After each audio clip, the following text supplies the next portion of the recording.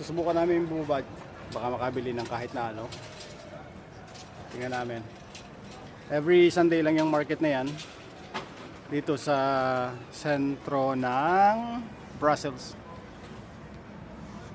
Dito mismo sa gilid lang ng Brussels Midi Station.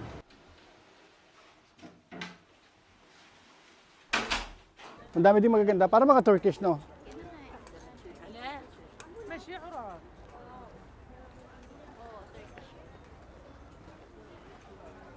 Dito lang to sa ibaba ng hotel na pinag-i-stayan namin.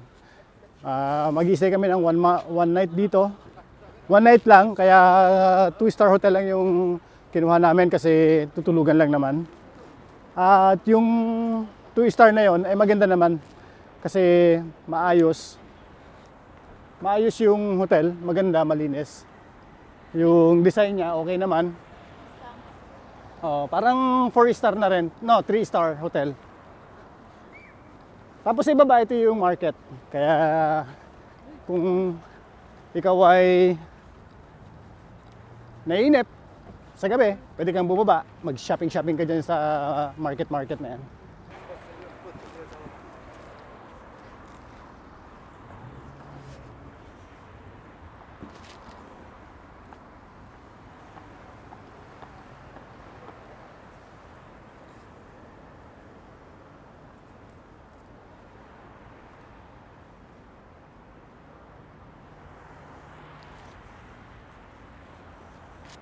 Parang nahihipan siya, kaya lang kadiri. Kasi may mga dumi sa loob. Sayang. Tatry ko sana eh. Sayang yun. Gusto kong itry. Mukhang malakas eh. Mukhang mayayanig ang mga tao pag hinipan. Sinusulit namin ang aming last day dito sa Brussels. Sa gitna. Pinaka-center ng Brussels. Ang dami nilang basura. Napakarami nilang basura. Hindi, at saka hindi pa sila aware sa environment. Kasi gumagamit pa sila ng mga plastic at saka styro. Oo. May mga styro pa sila, hindi sila dapat bawal na, 'di ba? Kasi nasa Europe na 'to eh. Europe 'to eh. At nandito ang sentro ng European Union, 'di ba? Ito ang sentro ng European Union. Dito dapat nagsisimula ang implementation ng mga kung ano-ano ka-anek-anek nila. Global warming, yung environmental awareness, proper waste disposal, dapat dito nagsisimula yan. Kasi yan ang sinusulong ng European Union eh. At ito ang sentro ng European Union. Kaya dito dapat yan nagsisimula, hindi kung saan. Yes! Daming alam. So kung hindi nangyayari yan dito, paano mangyayari sa iba? Nangyayari sa iba. Bakit kinukontra mo ako? Ha? Vlog ko to eh. Kinukontra ako. Sino siya? Sino? Ha? Rupitline. Rupitline. Rupitline. Sino siya? Sino sa Rupitline?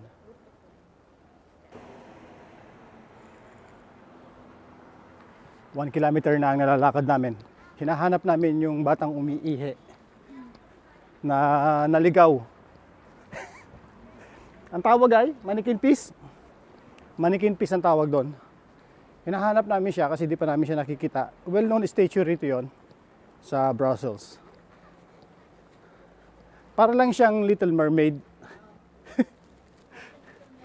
Meron siyang story. Nanggaling din ba siya sa mga fairy tale story, mga ganon, parang ganon. Dahil ginawa siya ng isang na namang kilalang artist. Okay. Alamin natin. Titignan namin kung ano yun. Isa siyang landmark dito sa Brussels. Kilalang landmark dito sa Brussels. So, wow! Daming tao! Oh my God! Anong ginagawa niya dyan? Yan na ba yun? Oh my God! Ang daming tao! ganyan siya ka-famous. Tingnan natin. Ang daming tao! Wow! Eto na, nakita na namin.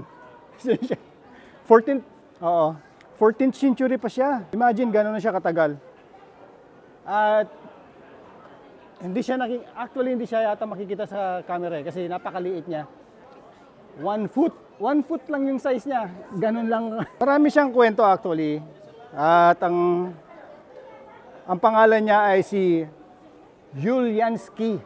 Kaya ganyan yung statue niya kasi umihi siya sa isang nasusunog na fuse. Yun. And yung pagkakaihi niya dun sa fuse na yon ay yun ang nag-save dito sa buong city. Yun naman pala eh. Isa pala siyang savior eh. Naihian niya yung fuse, siguro namatay yung lahat ng electricity. Ang tanong, paano siya umihi dun sa fuse na maliit siyang bata? Ang fuse ay nasa ibaba, nasa ground. Medyo puzzle yung mga, wag na natin sirain yung story, okay? Basta yun na yun. Oo, wag na natin i-rationalize. Yun na lang ang paniwalaan natin. Ang daming tao, grabe. Tara, punta natin yan. At ipapakita ko sa inyo ang scale kung gaano siya kalaki.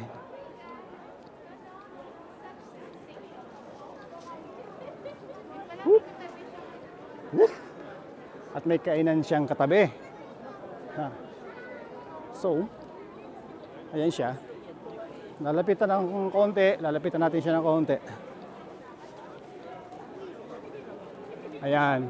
So, ang size niya ay okay. Ang size niya ay about 2 feet. 2 feet ang size niya. Ganun siya kalaki. Ganun lang siya kalaki. Ayan, okay?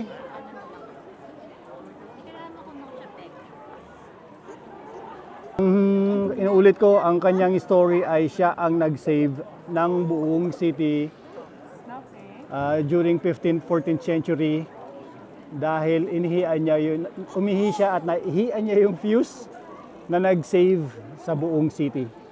Yan na yun. Yan na yung pinaka-famous nilang statue rito sa Brussels. Mas malupit siya sa Little Mermaid. Kasi kung yung Little Mermaid, ang size ng Little Mermaid ay human size. Ganda. Nandito na kami sa City Center. City Center na to? Okay, nandito na kami sa City Center. At napakaraming tao. Medyo kailangan ingat-ingat sa magnanakaw kasi maraming signs at maraming warning from authority na mag-ingat sa mga mandurukot. Kaya kailangan namin mag-ingat. Wala kaming kadala-dala ngayon kahit na ano. Ganda. Art in the city.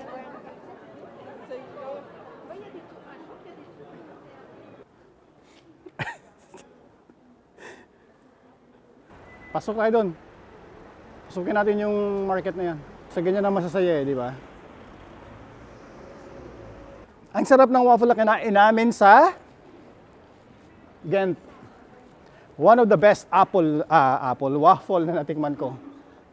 Para siyang may banana sa loob, yung dough parang nilagyan ng banana. So soft. Yun ang one of the best waffle na natikman ko. For my whole life. Yun yun. Halos lahat ng tao may dala-dalang waffle. Bakit waffle? Nakabili na nga ba ako ng Brussels? Parang hindi pa. Hard rock cafe lang. Nandito na yata tayo. Parang yun na yung Grand Palace. Ito na yung pinakasentrong-sentro ng Brussels. Maraming tao. Na-imagine ko pag summer dito, napakaraming tao siguro siksikan. Parang ganun ang dating sa akin. Kasi ngayon pa lang, kahit malamig, napakarami siksikan na yung mga tao. Nasaan ako?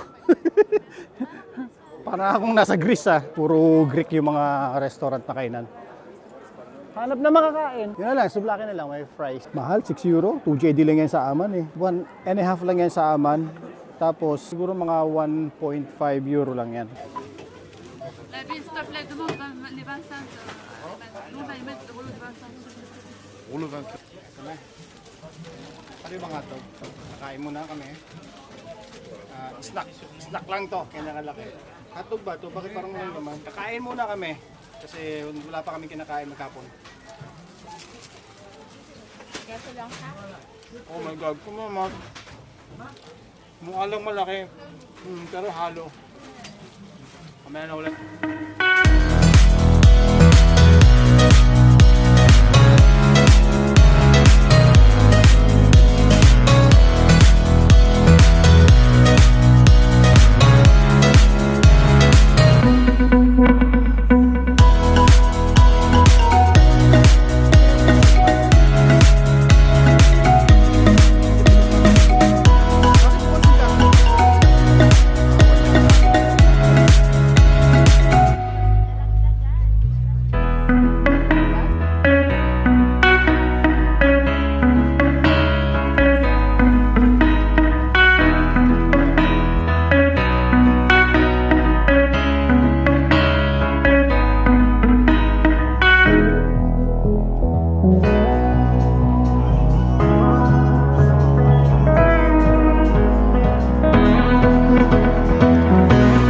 Pagod na ako.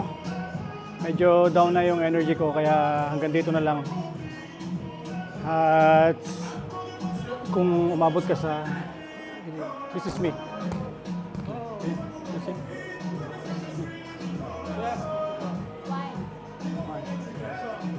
So, pinalabas ako doon sa bilihan ng sapatos. At bawal daw mag-video. Hanggang dito na lang. Tatapusin ko na tong video na to rito. At medyo bumaba na yung aming energy. Bigla ako nakaramdam ng pagod, yung init at saka yung lamig, init-lamig yung pagpapasok sa mga establishment. Hanggang dito na lang. Kung hindi pa kayo nagsasubscribe at bago-bago ka lang dito sa channel ko, please subscribe, paki-click na rin yung notification bell para ma-notify kayo kung may mga bago akong travel, may mga bago akong video. At ayun, see you next time!